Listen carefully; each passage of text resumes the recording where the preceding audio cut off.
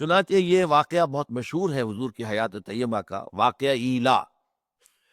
حضور نے جب یہ دیکھا کہ ان کا دباؤ مجھ پر بہت بڑھ رہا ہے، تو آپ نے ایلا کا اعلان کر دیا کہ میں تم سب سے تعلق منقطع کرتا ہوں عارضی طور پر۔ ایلا یہ ہے کہ اب ذل و شوق کا تعلق میرا تمہارا نہیں رہے گا، یہ ایلا ہے۔ 1 مہینہ اس طرح گزرا اور خبریں یہ اڑ گئیں کہ حضور نے ازواج کو طلاق دے دی ہے۔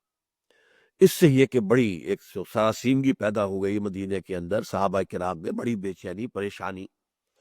تو اس کے صورت میں جو ہے وہ خاص طور پر حضرت ابو بکر اور حضرت عمر، یہ دونوں انہوں نے ہمت کی، جرأت کی، انہی کا یہ مقام اور مرتبہ بھی تھا کہ حضور سے جا کے گفتگو کریں۔ تو یہ واقعہ جو ہے صحیح مسلم کے اندر حضرت جابر ابن عبداللہ اس کے حوالے سے موجود ہے، انہوں نے روایت کیا ہے کہ جب حضرت عمر نے فرمایا تو حضور نے جواب دیا کہ ہن کما ترا یسألننی ان نفقہ، یہ جو میری بیویاں ہیں جیسے کہ تم دیکھ رہے ہو، یہ مجھ پر دباؤ ڈال رہی ہے کہ میں نفقہ ان کا مال، ان کا جو خرچہ ہے وہ بڑھاؤں، تو میرے پاس تو کچھ نہیں ہے، میں کہاں سے لاؤں؟ تو اس کا ذکر جو ہے، اور دوسرا سورہ احزاب کے اندر بھی اس کا ذکر موجود ہے، یا ایھا النبی قل لازواجک ان کنتن تردن الحیات الدنیا وزینتها فتعالین امتعکن واسرحکن سراحا جمیلا۔ اے نبی کہہ دیجیے اپنی بیویوں سے کہ اگر تو تم طالب ہو حیات دنیاوی کی، دنیا کا مال و اسباب، دنیا کی شوکت، دنیا کی آسائشیں، دنیا کی جو بھی آپ دولت چاہے، وزینتہا، اور وہاں اس کی زینت اور زیبائش چاہتے ہو، فتعالین، تو آؤ، امتعکن، میں تمہیں مال دنیاوی اس میں سے دے کر، واسرحکن سراحا جمیلا، خوبصورتی کے ساتھ اپنے گھر سے رخصت کر دوں گا۔ میرے گھر میں رہنا اگر ہے تو یہی فقر، یہی فاقہ، یہی تنگی تمہیں برداشت کرنی پڑے گی۔ یہ فقر جو ہے حضور کا اختیاری فقر تھا، ورنہ تو آپ اس وقت جو ہے وہ ایک بادشاہ کی حیثیت رکھتے تھے پورے عرب کے، اور اس میں سے یہ ہے کہ بیت المال پورا آپ کے تصرف میں تھا،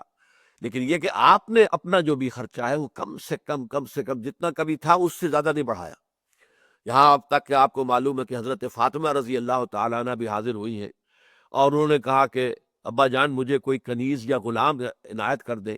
دیکھیے میرے یہ کندھے کے اوپر نشان پڑ گیا ہے، مشق میں پانی بھر بھر کے میں لاتی ہوں کنویں سے،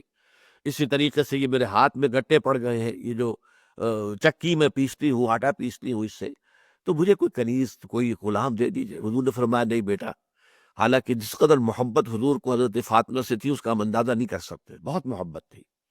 کہ نہیں بیٹا یہ چیزیں ہمارے لیے نہیں ہے، میں تمہیں اس سے بہتر چیز بتاتا ہوں، اور وہ یہ ہے جو تسبیح فاطمہ ہے، وہ اسی روایت میں آئی ہے کہ ہر نماز کے بعد 33 مرتبہ سبحان اللہ، 33 مرتبہ الحمدللہ، اور 33 یا 34 مرتبہ اللہ اکبر کہہ لیا کرو، یہ بہت بڑی دولت ہے اس دنیا کی کسی کنیز یا غلام کے مقابلے میں۔ تو یہ چیز جو ہے ایک طرح کا معاملہ جو فطری طور پر ہو جاتا ہے دنیا کے اندر، تو وہ حضور کے ساتھ بھی ہوا ہے، اور حضور کے ازواج مطہرات نے ایکا کر کے ایک جتھا بنا کر حضور پر دباؤ ڈالنے کی کوشش کی ہے۔ اس کے اوپر اس آیت کا اطلاق زیادہ صحیح ہوتا ہے، اگرچہ یہ واقعہ جو ہے سورہ احزاب میں آیا ہے، یہاں پر در حقیقت معاملہ دوسرا ہے۔